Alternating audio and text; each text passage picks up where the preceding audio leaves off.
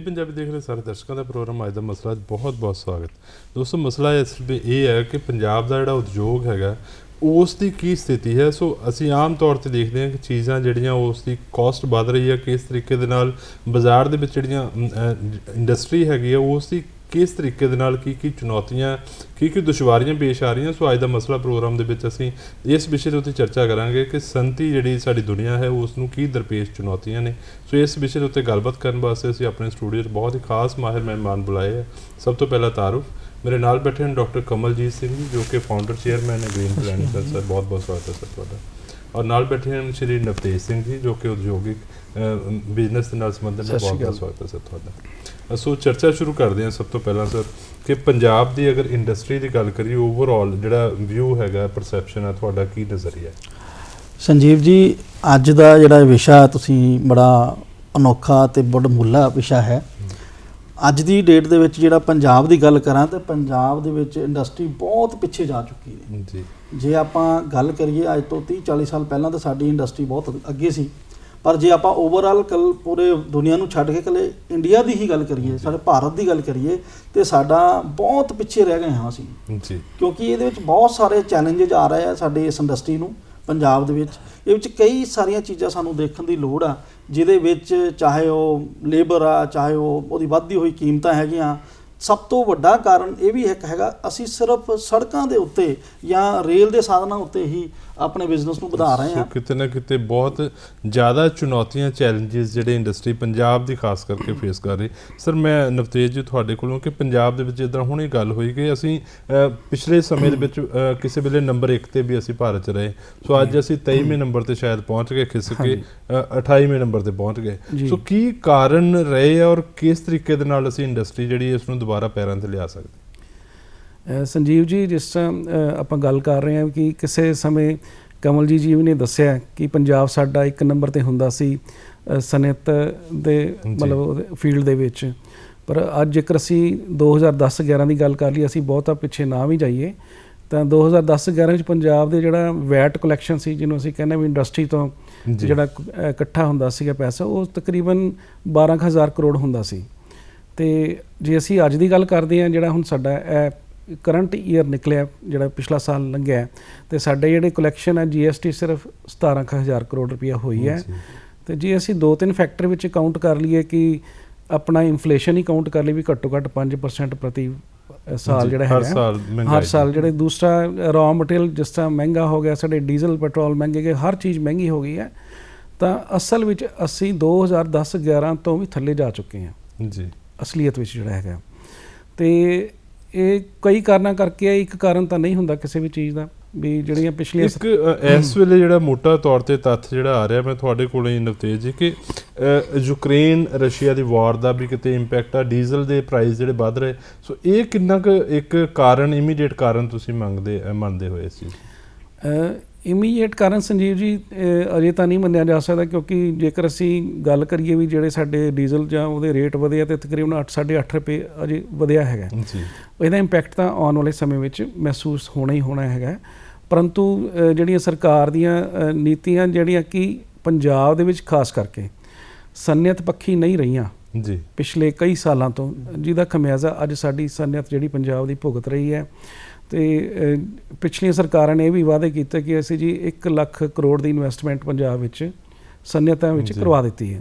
जेकर असीं उन्हां दी गल मन भी लईए तो वो किते भी GST साडी जिहड़ी कलैक्शन उहदे विच किते भी नज़र नहीं आउंदी। सो जिहड़ी तुसीं एक बड़ी वाजिब पॉइंट रखिया कि सरकारां दी प्रायोरिटी च इंडस्ट्री शायद पंजाब च नहीं रही। असीं पंजाब एग्रीगेरियन स्टेट है। कमल जी मैं तुहाडे कोलों कि जदों असीं एग्रो की गल करते हैं तो असी खेतीबाड़ी दे नाल लेकिन हुण दे समय विच एग्रो इंडस्ट्री का भी एक बहुत बड़ा स्कोप ते पोजीशन जिहड़ी हैगी। सो इहनूं तुसीं किद्दां देखदे हो और इहदा फ्यूचर की नज़र आंदा एग्रो इंडस्ट्री नूं लैके?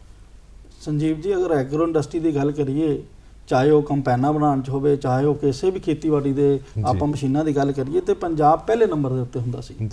पर हुण दिन पर दिन जिवें कि लोहे दीयां कीमतां बहुत ज़्यादा वध गईयां ਜਿਹਦੇ ਨਾਲ ਸਾਡੀ ਪੰਜਾਬ ਦੀ ਇੰਡਸਟਰੀ ਦੇ ਵਿੱਚ ਬਹੁਤ ਸਾਰਾ ਧੱਕਾ ਲੱਗਾ ਜੀ। ਤੇ ਜੇ ਮੈਂ ਦੂਜੇ ਸ਼ਬਦਾਂ 'ਚ ਇਹ ਕਹਾਂ ਕਿ ਸਾਡੇ ਛੋਟੇ ਜਿਹੜੇ ਸਨਅਤਕਾਰ ਸੀਗੇ ਜਿਹੜੇ ਥੋੜ੍ਹੀਆਂ ਮਸ਼ੀਨਾਂ ਬਣਾ ਕੇ ਆਪਣੇ ਕੰਮ ਨੂੰ ਚਲਾਉਂਦੇ ਸੀ ਅੱਜ ਉਹ ਕਿਤੇ ਨਾ ਕਿਤੇ ਬੰਦ ਹੋ ਰਹੇ ਨੇ। ਜੀ ਕਿਉਂਕਿ ਉਹ ਜਿਸ ਭਾਅ ਸਰਕਾਰ ਨੇ ਰੇਟ ਤੈਅ ਕੀਤੇ ਹੋਏ ਨੇ ਉਸ ਭਾਅ ਉਹਨਾਂ ਨੂੰ ਆਪ ਨੂੰ ਵੀ ਉਹ ਮਸ਼ੀਨਾਂ ਨਹੀਂ ਪੈ ਰਹੀਆਂ, ਉਹਦੀ ਲੇਬਰ ਕਾਸਟ ਬਹੁਤ ਜ਼ਿਆਦਾ ਪੈ ਰਹੀ ਆ ਤੇ ਉਹਦਾ ਰॉ ਮਟੀਰੀਅਲ ਬਹੁਤ ਜ਼ਿਆਦਾ ਮਹਿੰਗਾ ਹੋ ਚੁੱਕਾ, ਜਿਹਦੇ ਕਰਕੇ ਅੱਜ ਸਾਡੀ ਪੰਜਾਬ ਦੀ ਐਗਰੀਕਲਚਰ ਇੰਡਸਟਰੀ ਜਿਹੜੀ ਆ ਉਹ ਬਹੁਤ ਜ਼ਿਆਦਾ ਪਿੱਛੇ ਹੁੰਦੀ ਆ ਰਹੀ ਹੈ। ਜੀ ਸੋ ਕਿਤੇ ਨਾ ਕਿਤੇ ਬਹੁਤ ਜ਼ਿਆਦਾ ਜਿਹੜਾ ਸਕੋਪ ਹੈਗਾ ਪੰਜਾਬ ਦੇ ਵਿੱਚ ਕਿ ਅਸੀਂ ਐਗਰੋ ਇੰਡਸਟਰੀ ਨੂੰ ਜਿਹੜਾ ਹੋਰ ਜ਼ਿਆਦਾ ਵਿਕਸਿਤ ਕਰ ਸਕਦੇ ਹਾਂ, ਲੇਕਿਨ ਸਰਕਾਰ ਨੂੰ ਇਹਦੇ ਉੱਤੇ ਖਾਸ ਤਵੱਕੋ ਦੇਣੀ ਪਏਗੀ, ਇੰਡਸਟਰੀਜ਼ ਜਿਹੜੇ ਉਹਨਾਂ ਨੂੰ ਪ੍ਰਮੋਸ਼ਨ ਦੇਣੀ ਪਏਗੀ ਤਾਂ ਕਿ ਉਹ ਜ਼ਿਆਦਾ ਤੋਂ ਜ਼ਿਆਦਾ ਇਨਵੈਸਟਮੈਂਟ ਕਰਨ ਔਰ ਆਪਣਾ ਜਿਹੜਾ ਉਹ ਕਰ ਸਕਣ। ਲੇਕਿਨ ਜਿੱਦਾਂ ਕੀਮਤਾਂ ਦੇ ਉੱਤੇ ਵੀ ਕਿਤੇ ਨਾ ਕਿਤੇ ਪੈਣੀ ਨਜ਼ਰ ਰੱਖਣ ਦੀ ਲੋੜ ਹੈ। ਸਰ ਮੈਂ ਨਵਤੇਜ ਜੀ ਤੁਹਾਡੇ ਕੋਲੋਂ ਕਿ ਸਰਕਾਰ ਨੇ ਖਾਸ ਕਰਕੇ ਕਿ ਨਵੇਂ ਯੁਵਾ ਜਿਹੜੇ ਇੰਡਸਟਰੀ ਵਿੱਚ ਆਉਣ,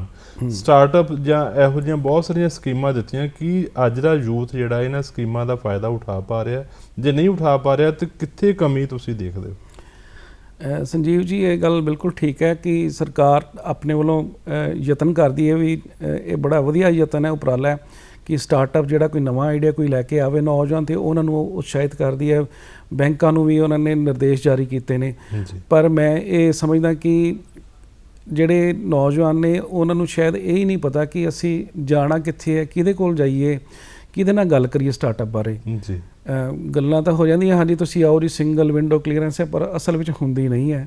ਸਿੰਗਲ ਵਿੰਡੋ ਦੇ ਮਗਰ ਵੀ 50 ਵਿੰਡੋਜ਼ ਹੋਰ ਹੁੰਦੀਆਂ ਜਿਹੜੀਆਂ, ਤੇ ਇੰਡਸਟਰੀ ਇਹਨਾਂ ਗੱਲਾਂ ਨਾਲ ਵੀ ਜੂਝ ਰਹੀ ਹੈ ਕਿ ਇੰਡਸਟਰੀ ਤਾਂ ਇਹ ਚਾਹੁੰਦੀ ਹੈ ਕਿ ਤੁਸੀਂ ਸਿੰਗਲ ਵਿੰਡੋ ਦਾ ਨਾਮ ਖਤਮ ਕਰ ਦਿਓ, ਜਿਹੜੀ 40-50 ਵਿੰਡੋਜ਼ ਨੇ ਉਹਨਾਂ ਨੂੰ ਓਪਨ ਕਰ ਦਿਓ ਤਾਂ ਜੋ ਅਸੀਂ ਆਪਣੇ ਕੰਮ ਆਰਾਮ ਨਾਲ ਕਰਾ ਸਕੀਏ। ਤੇ ਸਰਕਾਰ ਨੂੰ ਚਾਹੀਦਾ ਹੈ ਕਿ ਜਿਹੜੀ ਸਟਾਰਟਅਪ ਬਾਰੇ ਜਿਹੜੀਆਂ ਯੋਜਨਾਵਾਂ ਜਾਂ ਹੋਰ ਕਈ ਯੋਜਨਾਵਾਂ ਨੇ ਜਿਹੜੀਆਂ ਕਿ ਇਨਸਾਨੀਅਤ ਦੇ ਜਿਹੜੇ ਹਿੱਤ ਵਿੱਚ ਨੇ ਉਹਨਾਂ ਦਾ ਪ੍ਰਚਾਰ ਪ੍ਰਸਾਰ ਕਰੇ ਔਰ ਉਹਨਾਂ ਨਾਲ ਇੰਟਰੈਕਸ਼ਨ ਕਰੇ ਇੰਡਸਟਰੀ ਦੇ ਨਾਲ ਜਿਹੜੀ ਹੈ ਜੀ। ਸੋ ਬੜਾ ਇੰਪੋਰਟੈਂਟ ਜਿਹੜਾ ਪੁਆਇੰਟ ਹੈ ਕਿ ਕਿਤੇ ਨਾ ਕਿਤੇ ਉਹ ਸਿੰਗਲ ਵਿੰਡੋ ਸਿਸਟਮ ਜਿਹੜਾ ਹੈ ਉਹਦੇ ਪਿੱਛੇ ਕਈ ਵਿੰਡੋਜ਼ ਹੈਗੀਆਂ ਔਰ ਜਿਹਦੇ ਵਾਸਤੇ 2-4 ਹੋਣਾ ਪੈਂਦਾ, ਨਵਾਂ ਜਿਹੜਾ ਸਾਡਾ ਕੋਈ ਵੀ ਇੰਡਸਟਰੀਸਟ ਆਉਣਾ ਪੈਂਦਾ।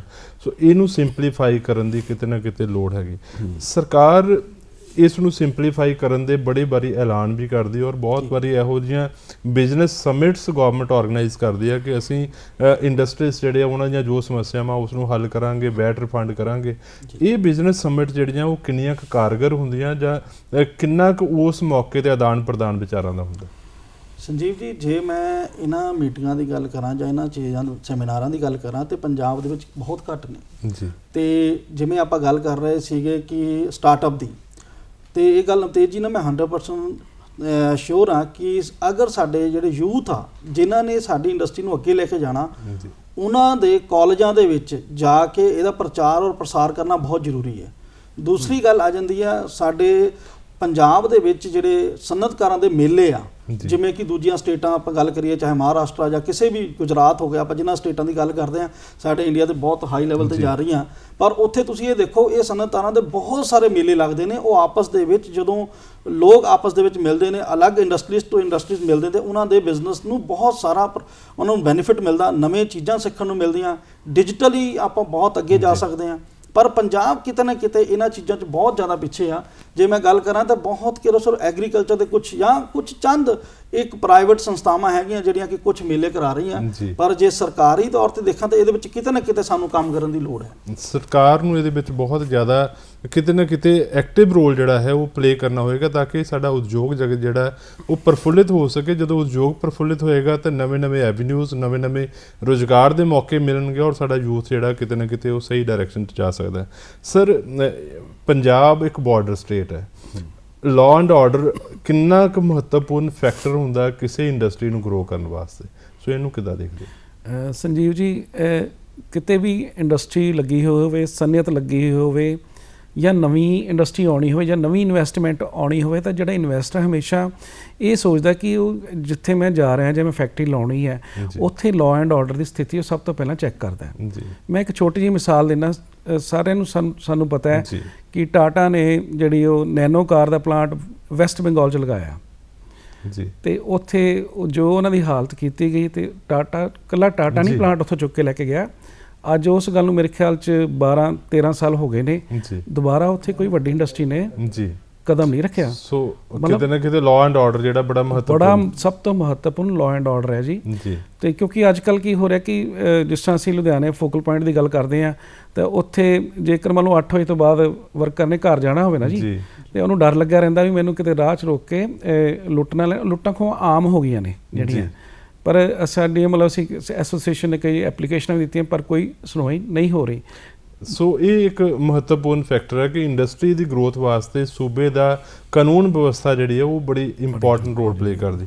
ਸਰ ਸਾਡਾ ਇੱਕ ਪੰਜਾਬ ਬਾਰਡਰ ਸਟੇਟ ਦੇ ਨਾਲ ਨਾਲ ਸਾਡੇ ਗੁਆਂਢੀ ਰਾਜਾਂ ਨੂੰ ਵੀ ਖਾਸ ਕਰਕੇ ਕੁਝ ਸਕੀਮਾਂ ਵਿੱਚ ਸਬਸਿਡੀਆਂ ਮਿਲੀਆਂ ਹੋਈਆਂ, ਸੋ ਸਾਡੀ ਇੰਡਸਟਰੀ ਇੱਥੋਂ ਮੂਵ ਕਰਦੀ ਪਈ। ਸੋ ਇਹ ਜਿਹੜਾ ਫੈਕਟਰ ਹੈ ਇਸ ਨੂੰ ਕਿੱਦਾਂ ਤੁਸੀਂ ਇਹ ਬਹੁਤ ਵੱਡਾ ਫੈਕਟਰ ਹੈ। ਜਿੱਦਾਂ ਤੁਹਾਨੂੰ ਮੈਂ ਪਹਿਲਾਂ ਗੱਲ ਕੀਤੀ ਕਿ ਸਾਡਾ ਜਿਹੜਾ ਪੰਜਾਬ ਸੂਬਾ ਗਾ ਉਹ ਸਿਰਫ ਸਾਡੇ ਕੋਲ ਕਿਸੇ ਵੀ ਤਰ੍ਹਾਂ ਦਾ ਸਮੁੰਦਰੀ ਪੋਰਟ ਨਹੀਂ ਹੈਗਾ ਜੀ, ਜਿਹਦੇ ਕਰਕੇ ਅਸੀਂ ਜਾਂ ਤਾਂ ਰੇਲ ਦੇ ਉੱਤੇ ਨਿਰਭਰ ਤਾਂ ਜਾਂ ਅਸੀਂ ਰੋਡਾਂ ਦੇ ਉੱਤੇ ਨਿਰਭਰ। ਉਹਦੇ ਵਿੱਚ ਵੀ ਬਹੁਤ ਵਾਰ ਕਈ ਵਾਰ ਸਾਡੇ ਧਰਨੇ ਲੱਗ ਜਾਂਦੇ ਆ, ਕੁਛ ਹੋ ਜਾਂਦੇ ਆ ਤੇ ਸਾਡੀ ਇੰਡਸਟਰੀ ਬਹੁਤ ਜ਼ਿਆਦਾ ਡਿਸਟਰਬ ਹੁੰਦੀ ਆ।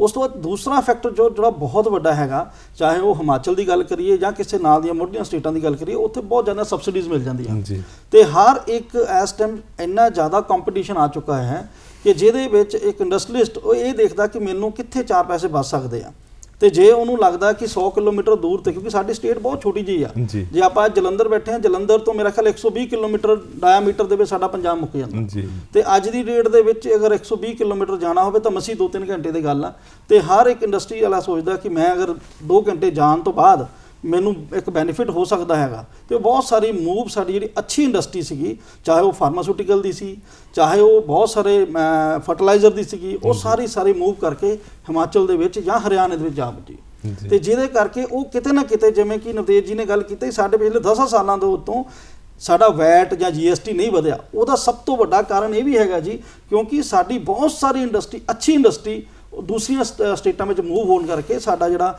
ਰੈਵਨਿਊ ਥੱਲੇ ਆ ਗਿਆ ਜੀ। ਸੋ ਇੱਕ ਇੰਪੋਰਟੈਂਟ ਜਿਹੜਾ ਇਹ ਕਾਰਨ ਜਿਹੜਾ ਕਿ ਸਾਡੇ ਗੁਆਂਢੀ ਸੂਬਿਆਂ ਨੂੰ ਕੁਛ ਨਾ ਕੁਛ ਵਿਸ਼ੇਸ਼ ਰਿਆਇਤਾਂ ਜਿਹੜੀਆਂ ਇੰਡਸਟਰੀ ਨੂੰ ਚਲੋ ਮਿਲਦੀਆਂ ਤਾਂ ਇੰਡਸਟਰੀਸ ਜਿਹੜਾ ਹਰ ਸੋਚ ਰਿਹਾ ਕਿ ਕਿਤੇ ਨਾ ਕਿਤੇ ਮੈਨੂੰ ਇੱਥੇ ਅਗਰ ਫਾਇਦਾ ਹੁੰਦਾ ਤਾਂ ਮੈਂ ਮੂਵ ਕਰਾਂ।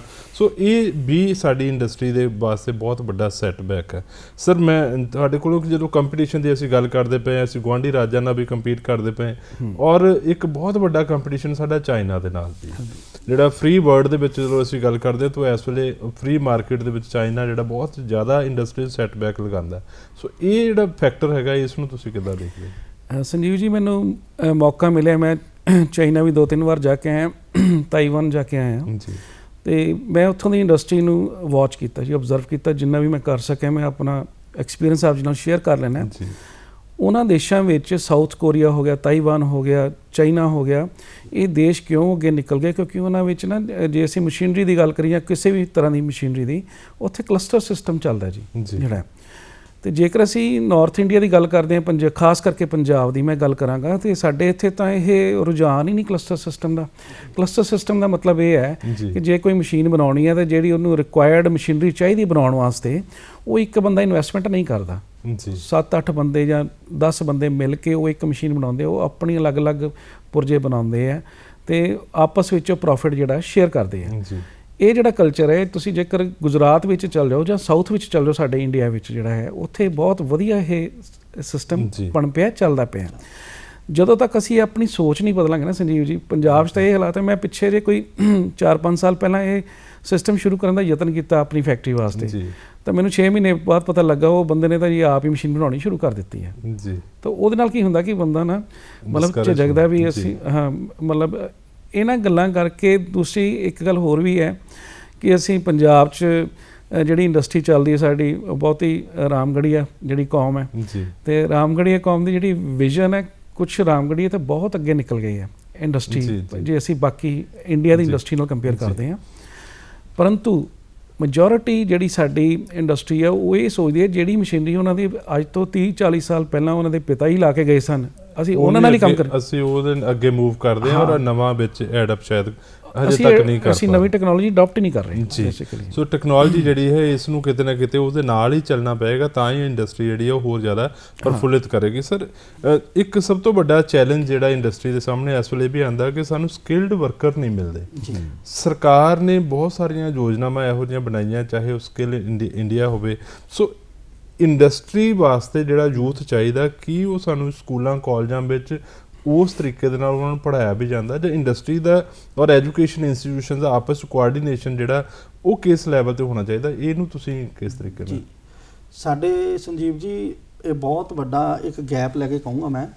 ਸਾਡੇ ਪੰਜਾਬ ਦੇ ਵਿੱਚ ਜਿਹੜੀ ਪੜ੍ਹਾਈ ਕੀਤੀ ਜਾਂਦੀ ਹੈ, ਜਿਹੜੇ ਅੱਛੇ ਬੱਚੇ ਆ ਪਹਿਲਾਂ ਤਾਂ ਉਹਨਾਂ ਦੀ ਸੋਚ ਇਹ ਬਣ ਗਈ ਆ ਕਿ ਅਗਰ ਉਹਨਾਂ ਨੂੰ ਅੱਛੀ ਪੜ੍ਹਾਈ ਕਰ ਸਕਦੇ ਆ ਤਾਂ ਉਹਨਾਂ ਦੀ ਪਹਿਲੀ ਸੋਚ ਹੁੰਦੀ ਹੈ ਜਾਂ ਤਾਂ ਉਹ ਸਾਊਥ ਜਾ ਕੇ ਆਪਣੀ ਇੰਡਸਟਰੀ ਨੂੰ ਲਗਾਉਣਾ ਚਾਹੁੰਦੇ ਜਾਂ ਸਾਊਥ ਦੇ ਵਿੱਚ ਜਾ ਕੇ ਆਪਣੀ ਨੌਕਰੀ ਲੈਣਾ ਚਾਹੁੰਦੇ ਨੇ। ਕਿਉਂਕਿ ਪੰਜਾਬ ਦੇ ਵਿੱਚ ਜਿਹੜੀ ਸਕਿੱਲ ਡਿਵੈਲਪਮੈਂਟ ਜਿਨ੍ਹਾਂ ਕੋਲ ਵੀ ਹੈਗੀ ਆ ਉਹਨਾਂ ਨੂੰ ਇੱਕ ਅੱਛੀ ਜੌਬ ਜਾਂ ਇੱਕ ਅੱਛੀ ਪ੍ਰਾਈਜ਼ ਨਹੀਂ ਮਿਲ ਪਾਉਂਦੀ, ਜਿਹਦੇ ਕਰਕੇ ਸਾਡੇ ਜਿਹੜੇ ਯੂਥ ਆ ਉਹ ਪੰਜਾਬ ਛੱਡ ਕੇ ਜਾ ਰਿਹਾ। ਜੇ ਕਿਸੇ ਕੋ ਥੋੜ੍ਹੇ ਬਹੁਤੇ ਅਗਰ ਆਈਲੈਟਸ ਕਰਨ ਜੋਗੇ ਹੈਗੇ ਤਾਂ ਉਹ ਕੈਨੇਡਾ ਵੱਜੀ ਜਾ ਰਹੇ ਨੇ। ਸੋ ਇਹ ਕਿਤੇ ਨਾ ਕਿਤੇ ਜਿਹੜੇ ਸਾਡੇ ਜਿਹੜਾ ਯੂਥ ਆ ਉਹਨਾਂ ਨੂੰ ਉਹਨਾਂ ਦੀਆਂ ਜਿਹੜੀਆਂ ਸੋਚ ਆ ਉਹਨਾਂ ਦੇ ਮੁਤਾਬਕ ਉਹਨਾਂ ਨੂੰ ਨਹੀਂ ਮਿਲ ਪਾ ਰਹੀ ਇੱਥੇ ਸੈਲਰੀ, ਜਾਂ ਉਹਨਾਂ ਨੂੰ ਬਹੁਤ ਸਾਰੀਆਂ ਚੀਜ਼ਾਂ ਜਿਹੜੀਆਂ ਹੈਗੀਆਂ ਨਹੀਂ ਮਿਲ ਪਾ ਰਹੀਆਂ, ਜਿਹਦੇ ਕਰਕੇ ਉਹ ਪੰਜਾਬ ਨੂੰ ਛੱਡ ਕੇ ਜਾ ਰਹੇ ਨੇ। ਤੇ ਪੰਜਾਬ ਦੇ ਵਿੱਚ ਕਿਤੇ ਨਾ ਕਿਤੇ ਇਹ ਜ਼ਰੂਰ 100% ਸ਼ੋਰ ਹੈ ਗੱਲ ਕਿ ਸਾਡੇ ਬੱਚਿਆਂ ਨੂੰ ਪ੍ਰੋਪਰ ਐਜੂਕੇਸ਼ਨ ਨਹੀਂ ਦਿੱਤੀ ਜਾ ਰਹੀ, ਜਿਹਦੇ ਨਾਲ ਉਹ ਆਪਣੀ ਇੰਡਸਟਰੀ ਨੂੰ ਲਗਾਉਣ, ਉਹਨਾਂ ਨੂੰ ਪ੍ਰਗੋ ਕੀਤਾ ਜਾਵੇ, ਉਹਨਾਂ ਨੂੰ ਸਪੋਰਟ ਕੀਤੀ ਜਾਵੇ। ਹਜੇ ਤੱਕ ਸਿਰਫ ਇਹੀ ਆ ਕਿ ਬਾਹਰ ਜਾਣ ਦੀ ਲੋੜ ਲੱਗੀ ਹੋਈ, ਬਾਹਰ ਜਾਣ ਦਾ ਰੁਝਾਨ। ਸਰ ਤੁਸੀਂ ਵਿੱਚ ਕੁਝ ਐਡ ਅਪ ਕਰਨਾ ਚਾਹ ਰਹੇ ਸੀ? ਹਾਂ ਜੀ, ਮੈਂ ਕਮਲ ਜੀ ਨੇ ਬਿਲਕੁਲ ਠੀਕ ਕਿਹਾ ਜੀ, ਇਸ ਤਰ੍ਹਾਂ ਹੀ ਸਾਡੇ ਇੱਥੇ ਹੋ ਰਿਹਾ। ਮੈਂ ਥੋੜ੍ਹਾ ਜਿਹਾ ਐਡ ਆਨ ਕਰਨਾ ਚਾਹੁੰਦਾ ਜੀ। ਸਾਡੇ ਨਾ ਇੱਥੇ ਸਕਿੱਲ ਡਿਵੈਲਪਮੈਂਟ ਵਾਸਤੇ ਜਿਹੜੀ ਪੰਜਾਬ ਸਰਕਾਰ ਨੇ ਸਿਰਫ ITI ਨੇ ਜਿਹੜੇ ਸਾਡੇ ਪਿਛਲੇ 50 ਸਾਲ ਤੋਂ ਚੱਲੇ ਆਉਂਦੇ ਆ, ਅਤੇ ਜਿਹੜੇ ਉਹਨਾਂ ਤੋਂ ਬੱਚੇ ਟ੍ਰੇਨਿੰਗ ਲੈ ਕੇ ਨਿਕਲਦੇ ਆ ਜੀ, ਉਹ ਦੇ ਆਰ ਨਾਟ ਐਮਪਲੋਏਬਲ। ਮਤਲਬ ਅਸੀਂ ਉਹਨਾਂ ਨੂੰ ਐਮਪਲੋਇਮੈਂਟ ਨਹੀਂ ਦੇ ਸਕਦੇ ਫੈਕਟਰੀਆਂ ਵਿੱਚ, ਕਿਉਂਕਿ ਉੱਥੇ ਉਹੋ ਜਿਹੇ ਪੱਧਰ ਦੀ ਟ੍ਰੇਨਿੰਗ ਦਿੱਤੀ ਹੋਈ ਨਹੀਂ ਜਾਂਦੀ। ਇਹਦਾ ਇੱਕ ਸੁਝਾਅ ਇਹ ਹੈ ਕਿ ਪੰਜਾਬ ਸਰਕਾਰ ਨੂੰ ਚਾਹੀਦਾ ਜਿਹੜੇ ਸਕਿੱਲ ਡਿਵੈਲਪਮੈਂਟ ਸੈਂਟਰ ਆ ਉਹ ਇੰਡਸਟਰੀ ਨਾਲ ਮਿਲ ਕੇ ਚਲਾਉਣ ਜੀ, ਸੋ ਦੈਟ ਇੰਡਸਟਰੀ ਦੀ ਜ਼ਿੰਮੇਵਾਰੀ ਬਣ ਜਾਏਗੀ ਜਿਹੜੇ ਉੱਥੋਂ ਨਿਕਲਦੇ ਆ ਉਹਨਾਂ ਨੂੰ ਐਬਜ਼ੌਰਬ ਕਰ ਸਕਦੀ ਹੈ ਇੰਡਸਟਰੀ, ਤੇ ਉਹਨਾਂ ਨੂੰ ਨੌਕਰੀਆਂ ਮਿਲ ਸਕਦੀਆਂ ਬਹੁਤ ਵਧੀਆ ਲੈਵਲ ਦੀਆਂ ਜੀ। ਸੋ ਬੜਾ ਇੰਪੋਰਟੈਂਟ ਹੈ ਕਿ ਕਿਤੇ ਨਾ ਕਿਤੇ ਇੰਡਸਟਰੀ ਨੂੰ ਔਰ ਜਿਹੜੇ ਸਾਡੇ ਵਿਦਿਅਕ ਸੰਸਥਾ ਹੈ, ਖਾਸ ਕਰਕੇ ਤਕਨੀਕੀ ਵਿਦਿਅਕ ਸੰਸਥਾ, ਉਹਨਾਂ ਨੂੰ ਆਪਸ ਵਿੱਚ ਕਿਤੇ ਨਾ ਕਿਤੇ ਤਾਲਮੇਲ ਹੋਣਾ ਚਾਹੀਦਾ ਤਾਂ ਕਿ ਕਰਿਕੂਲਮ ਉਸ ਤਰੀਕੇ ਨਾਲ ਫਰੇਮ ਹੋ ਸਕੇ ਔਰ ਬੱਚੇ ਜਿਹੜੇ ਆ ਉਹ ਨਿਕਲਦੇ ਹੀ ਇੰਪਲੋਏਬਲ ਜਿਹੜੇ ਆ ਹੋ ਸਕਣ ਔਰ ਫੈਕਟਰੀਆਂ 'ਚ ਉਹਨਾਂ ਨੂੰ ਕੰਮ ਮਿਲੇ ਤਾਂ ਕਿ ਦੋਨਾਂ ਦਾ ਬੈਨੀਫਿਟ ਹੋਵੇ। ਸਰ ਮੈਂ ਜਿਹੜੀ ਤੁਹਾਡੇ ਕੋਲੋਂ ਕਿ ਅਸੀਂ ਜਦੋਂ ਰੋਡ ਇਨਫਰਾਸਟ੍ਰਕਚਰ ਦੀ ਗੱਲ ਕਰਦੇ ਹਾਂ, ਅਸੀਂ ਪਹਿਲੇ ਹੀ ਗੱਲ ਕੀਤੀ ਕਿ ਕਿਤੇ ਨਾ ਕਿਤੇ ਅਸੀਂ ਪਿਛੜ ਗਏ ਜੀ। ਇਸ ਵੇਲੇ ਅਸੀਂ ਮੌਜੂਦਾ ਸਮੇਂ ਵਿੱਚ ਸਰਕਾਰਾਂ ਦਾ ਕੀ ਵਿਜ਼ਨ ਦੇਖਦੇ ਹਾਂ ਸੜਕਾਂ ਨੂੰ ਲੈ ਕੇ, ਸਾਡਾ ਰੇਲ ਨੈਟਵਰਕ ਨੂੰ ਲੈ ਕੇ, ਇਹ ਇੰਡਸਟਰੀ ਨੂੰ ਕਿਸ ਤਰੀਕੇ ਨਾਲ ਇਸ ਵੇਲੇ ਪ੍ਰਭਾਵਿਤ ਕਰ ਰਿਹਾ, ਖਾਸ ਕਰਕੇ ਪੰਜਾਬ 'ਚ? ਸੰਜੀਵ ਜੀ, ਇਸ ਸਮੇਂ ਬਹੁਤ ਵੱਡਾ ਪ੍ਰਭਾਵ ਪੈ ਰਿਹਾ ਜੀ ਰੋਡ ਉੱਤੇ। ਜਿੱਦਾਂ ਕਿ ਆਪਾਂ ਪਹਿਲਾਂ ਗੱਲ ਕੀਤੀ ਸੀ ਵੀ ਅਸੀਂ ਜਾਂ ਤਾਂ ਰੇਲਵੇ 'ਤੇ ਨਿਰਭਰ ਹਾਂ ਜਾਂ ਰੋਡ ਦੇ ਉੱਤੇ ਨਿਰਭਰ ਹਾਂ। ਅਗਰ ਤੁਸੀਂ ਸਾਡੇ ਪੰਜਾਬ ਦੀਆਂ ਮੇਨ ਰੋਡਸ ਨੂੰ ਕਰਕੇ ਬਹੁਤ ਵਧੀਆ ਨੇ, ਸਾਡਾ ਚਾਹੇ GT ਰੋਡ ਆ ਚਾਹੇ ਹਰ ਤਰ੍ਹਾਂ ਦਾ, ਪਰ ਜੇ ਤੁਸੀਂ ਕਿਸੇ ਵੀ ਜਗ੍ਹਾ 'ਤੇ ਇੰਡਸਟਰੀ ਡਿਪਾਰਟਮੈਂਟ ਚਲੇ ਜਾਓ, ਇੰਡਸਟਰੀ ਦੇ ਏਰੀਆ ਚਲੇ ਜਾਓ, ਤੇ ਉੱਥੇ 2-2 3-3 ਫੁੱਟ ਦੇ ਟੋਏ ਪਏ ਹੋਏ ਨੇ, ਠੀਕ ਹੈ ਜੀ। ਜਿਹਦੇ ਕਰਕੇ ਅੱਜ ਤੁਸੀਂ ਜੇ ਕਿਤੇ ਦੂਸਰੀਆਂ ਸਟੇਟਾਂ ਦੇ ਵਿੱਚ ਚਾਹੇ ਗੁਜਰਾਤ ਚਾਹੇ ਮਹਾਰਾਸ਼ਟਰ ਕਿਤੇ ਵੀ ਜਾਂਦੇ ਆ, ਤੇ ਉੱਥੇ ਦੀਆਂ ਸੜਕਾਂ ਇੰਡਸਟਰੀ ਜ਼ੋਨ ਦੀਆਂ ਇੰਨੀਆਂ ਕੁ ਵਧੀਆ ਦਿੱਤੀਆਂ ਗਈਆਂ ਤੇ ਉਹਨੂੰ ਟਰਾਂਸਪੋਰਟੇਸ਼ਨ ਦਾ ਪੂਰਾ ਸਿਸਟਮ ਕ੍ਰੀਏਟ ਕੀਤਾ ਗਿਆ ਨੇ। ਇੱਥੇ ਸਾਡੇ ਇੱਕ ਤਾਂ ਟਰਾਂਸਪੋਰਟੇਸ਼ਨ ਦਾ ਸਿਸਟਮ ਪ੍ਰੋਪਰ ਨਹੀਂ ਹੈਗਾ, ਦੂਜੇ ਗੱਲ ਤੇ ਜਿਹੜੀਆਂ ਲਿੰਕ ਰੋਡਸ ਹਨ ਸਾਡੇ ਉਹ ਇੰਨੇ ਜ਼ਿਆਦਾ ਵਧੀਆ ਨਹੀਂ ਹੈਗੇ ਇੰਡਸਟਰੀ ਨੂੰ ਪਹੁੰਚਾਉਣ ਤੱਕ ਦੇ। ਇੱਕ ਇੰਡਸਟਰੀ ਤਾਂ ਲੱਗ ਜਾਂਦੀ ਹੈ ਕਿ ਚਾਹੇ ਉਹ 10 ਕਰੋੜ ਲਗਾ ਕੇ ਲਾ ਰਿਹਾ ਚਾਹੇ 20 ਕਰੋੜ ਲਗਾ ਕੇ ਲਾ ਰਿਹਾ, ਕੀ ਉਹਦੇ ਤੋਂ ਰੋਡ ਤੱਕ ਪਹੁੰਚਣ ਲਈ ਕੀ ਉਹਨੂੰ ਵਧੀਆ ਰਸਤਾ ਦਿੱਤਾ ਗਿਆ? ਇਹਦੇ ਬਾਰੇ ਸਰਕਾਰ ਕਦੀ ਵੀ ਨਿਰਣੇ ਨਹੀਂ ਲੈਂਦੀ। ਇਹਦੇ ਨਾਲ ਹੀ ਜੁੜਿਆ ਹੋਇਆ ਕਿ ਜਿਸ ਤਰ੍ਹਾਂ ਅਸੀਂ ਦੇਖਦੇ ਹਾਂ ਕਈ ਵਾਰੀ ਸਾਡੇ ਰਾਜਨੀਤਿਕ ਜਾਂ ਕੋਈ ਪਰਸਨਲ ਇਸ਼ੂਜ਼ ਹੁੰਦੇ ਜਿਹਦੇ ਕਰਕੇ ਲੋਕ ਸੜਕਾਂ ਦੇ ਉੱਤੇ ਧਰਨਾ ਪ੍ਰਦਰਸ਼ਨ ਹੁੰਦਾ, ਇਹ ਇੰਡਸਟਰੀ ਨੂੰ ਕਿੰਨਾ ਕੁ ਜ਼ਿਆਦਾ ਪ੍ਰਭਾਵਿਤ ਕਰਦਾ? ਦੇਖੋ ਜੀ, ਬਹੁਤ ਵੱਡਾ ਪ੍ਰਭਾਵਿਤ ਹੈਗਾ ਜੀ। ਅਸੀਂ ਇੱਕ ਤਾਂ ਬਿਲਕੁਲ ਇੱਕ ਸਾਈਡ ਤੇ ਹੈਗੇ ਨਾਰਥ ਦੇ ਵਿੱਚ, ਦੂਜੀ ਗੱਲ ਅਸੀਂ ਅਗਰ ਹਰ ਚੀਜ਼ ਵੇਚਣਾ ਚਾਹੁੰਦੇ ਤਾਂ ਇੰਡੀਆ ਦੇ ਦੂਜੇ ਹਿੱਸਿਆਂ ਵਿੱਚ ਸਾਨੂੰ ਵੇਚਣਾ ਪਊਗਾ। ਜਦ ਸਾਡਾ ਕਨੈਕਸ਼ਨ ਹੀ ਇੱਕ ਜਗ੍ਹਾ ਤੇ ਹੈ, ਉੱਥੇ ਜਦੋਂ ਸਾਡਾ ਬ੍ਰੇਕ ਲੱਗ ਜਾਂਦੀ ਆ ਤੇ ਸਾਡੀ ਇੰਡਸਟਰੀ ਨੂੰ ਰॉ ਮਟੀਰੀਅਲ ਵੀ ਉੱਥੇ ਆ ਰਿਹਾ ਤੇ ਅਸੀਂ ਵੇਚਣ ਵਾਸਤੇ ਵੀ ਉੱਧਰ ਜਾ ਰਹੇ ਹਾਂ। ਇਸ ਕਰਕੇ ਸਾਡੀ ਪੰਜਾਬ ਦੀ ਇੰਡਸਟਰੀ ਬਹੁਤ ਸਾਰੀ ਜਗ੍ਹਾ ਤੇ ਪਿੱਛੇ ਰਹਿ ਜਾਂਦੀ ਹੈ, ਕਿਉਂਕਿ ਦੂਜੇ ਸਟੇਟਾਂ ਵਾਲੇ ਉਹ ਸਾਡੇ ਤੋਂ ਕਿਤੇ ਅੱਗੇ ਪਹਿਲਾਂ ਸਮਾਨ ਵੇਚ ਕੇ ਸਾਡੇ ਇੰਡਸਟਰੀ ਨੂੰ ਧੱਕਾ ਲੱਗ ਰਿਹਾ ਜੀ। ਮੈਂ ਨਵਤੇਜ ਜੀ ਤੁਹਾਡੇ ਕੋਲੋਂ ਕਿ ਇੰਡਸਟਰੀ ਦੀ ਸਭ ਤੋਂ ਮੁੱਢਲੀ ਜ਼ਰੂਰਤ ਹੈ ਇਸ ਵੇਲੇ ਬਿਜਲੀ ਹੁੰਦੀ ਜੀ, ਸੋ ਪੰਜਾਬ ਦੇ ਵਿੱਚ ਬਿਜਲੀ ਦੀ ਆਪੂਰਤੀ ਨੂੰ ਲੈ ਕੇ ਕੀ ਸਥਿਤੀ ਹੈਗੀ ਹੈ ਔਰ ਕਿਸ ਤਰੀਕੇ ਨਾਲ ਤੁਸੀਂ ਦੇਖਦੇ ਆ ਕਿ ਇੰਡਸਟਰੀ ਨੂੰ ਸਰਵਾਈਵ ਕਰਨ ਲਈ ਕੀ ਪ੍ਰੋਪਰ ਇਲੈਕਟ੍ਰਿਸਿਟੀ ਮਿਲ ਰਹੀ ਹੈ ਔਰ ਜਾਂ ਕੀ ਉਹਦੇ ਵਿੱਚ ਕਮੀਆਂ ਪੇਸ਼ੀਆਂ ਨਜ਼ਰ ਆਉਂਦੀਆਂ? ਸੰਜੀਵ ਜੀ, ਮੋਸਟ ਇੰਪੋਰਟੈਂਟ ਲਾਈਫਲਾਈਨ ਅਸੀਂ ਕਹਿੰਦੇ ਹਾਂ ਕਿਸੇ ਵੀ ਇੰਡਸਟਰੀ ਦੀ ਉਹ ਇਲੈਕਟ੍ਰਿਸਿਟੀ ਹੁੰਦੀ ਹੈ, ਕਿਉਂਕਿ ਜੇਕਰ ਜਨਰੇਟਰਾਂ 'ਤੇ ਚਲਾਉਣੀ ਪੈ ਜੇ ਫੈਕਟਰੀ ਤਾਂ ਤੁਸੀਂ ਚਲਾ ਨਹੀਂ ਸਕਦੇ।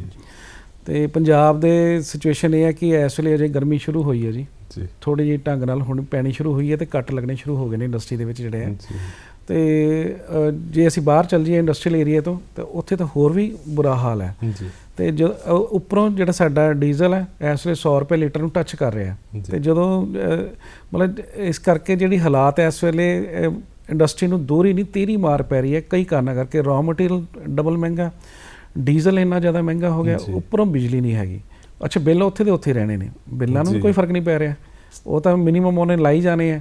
ਤੇ ਇਸ ਕਰਕੇ ਸਰਕਾਰ ਨੂੰ ਚਾਹੀਦਾ ਕਿ ਸਭ ਤੋਂ ਪਹਿਲਾਂ ਜ਼ਰੂਰੀ ਕਰੇ ਕਿ ਇੰਡਸਟਰੀ ਨੂੰ ਬਿਜਲੀ ਦੀ ਆਪੂਰਤੀ ਜਿਹੜੀ ਹੈ ਉਹ ਲਗਾਤਾਰ ਹੁੰਦੀ ਰਹੇ, ਜਿੱਥੋਂ ਉਹਦਾ ਮੇਜਰ ਰੈਵਨਿਊ ਕਲੈਕਸ਼ਨ ਹੈਗਾ ਜੀ।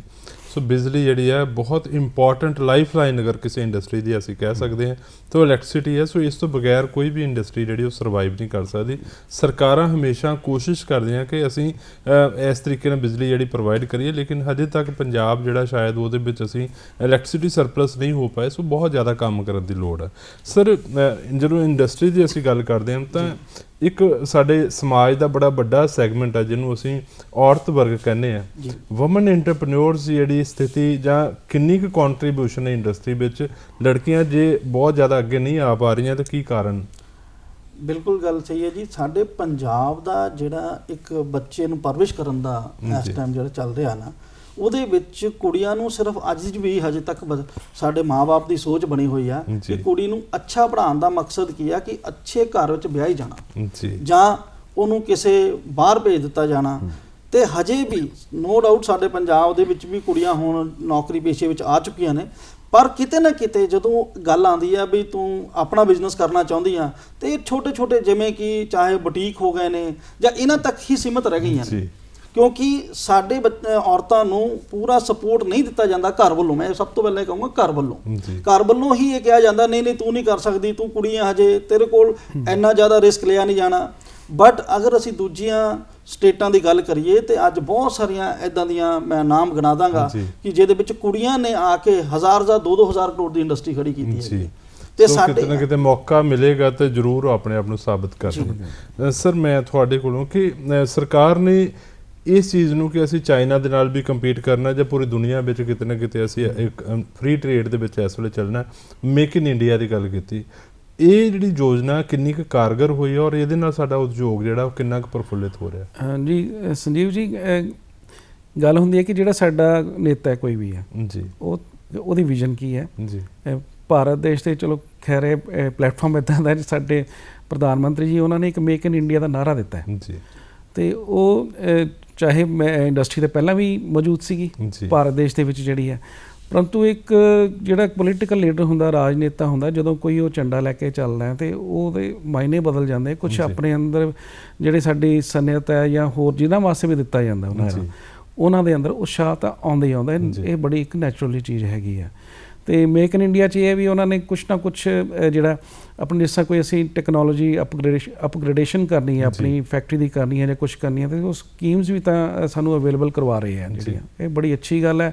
ਇੱਕ ਅੰਦਰ ਸਵੈਭਿਮਾਨ ਆਉਂਦਾ ਜੀ ਇੱਕ ਬੰਦੇ ਦੇ, ਇੱਕ ਭਾਰਤੀ ਦੇ ਅੰਦਰ ਵੀ ਸਾਡੇ ਆਪਣੇ ਦੇਸ਼ 'ਚ ਚੀਜ਼ ਬਣੀ ਹੈ। ਫਿਰ ਜਿਸ ਤਰ੍ਹਾਂ ਉਹਨਾਂ ਨੇ ਦੱਸਿਆ, ਮੋਦੀ ਨੇ ਵੀ, ਇਹੋ ਜਿਹੇ ਪ੍ਰੋਡਕਟ ਬਣਾਓ ਕਿ ਤੁਹਾਡਾ ਜ਼ੀਰੋ ਡਿਫੈਕਟ ਕੁਆਲਿਟੀ ਹੋਵੇ।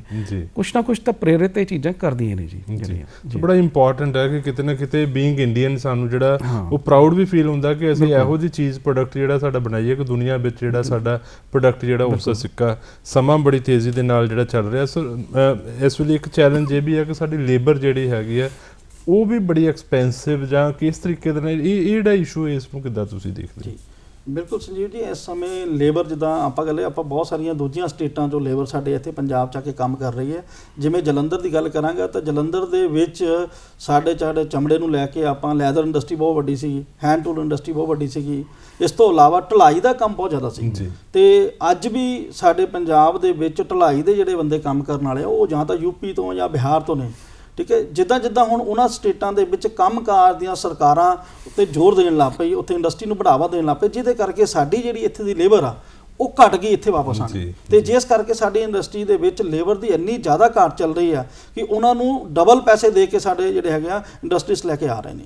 ਸੋ ਇਹ ਵੀ ਇੱਕ ਬਹੁਤ ਮਹੱਤਵਪੂਰਨ ਹੈ। ਕਿਤੇ ਨਾ ਕਿਤੇ ਆਸ ਕਰਦੇ ਹਾਂ ਕਿ ਸਰਕਾਰ ਤੱਕ ਵੀ ਇਹ ਜਿਹੜੇ ਸਾਡਾ ਅੱਜ ਦਾ ਮਸਲਾ ਪ੍ਰੋਗਰਾਮ ਹੈ ਉਹ ਪਹੁੰਚੇਗਾ ਔਰ ਜਿਹੜੇ ਚੈਲੰਜਿਸ ਜਿਹੜੇ ਸਾਡੇ ਐਕਸਪਰਟ ਮਾਹਰਾਂ ਨੇ ਦੱਸੇ ਆ ਉਹ ਕਿਤੇ ਨਾ ਕਿਤੇ ਦੂਰ ਕਰਨ ਦੀ ਕੋਸ਼ਿਸ਼ ਵੀ ਜਿਹੜੀ ਜ਼ਰੂਰ ਹੋਏਗੀ ਔਰ ਇੰਡਸਟਰੀ ਜਿਹੜੀ ਆ ਉਹ ਸਾਡੀ ਪ੍ਰਫੁੱਲਿਤ ਹੋਏਗੀ ਔਰ ਪੰਜਾਬ ਜਿਹੜਾ ਮੁੜ ਕੇ ਪਹਿਲੇ ਨੰਬਰ 'ਤੇ ਪਹੁੰਚੇਗਾ।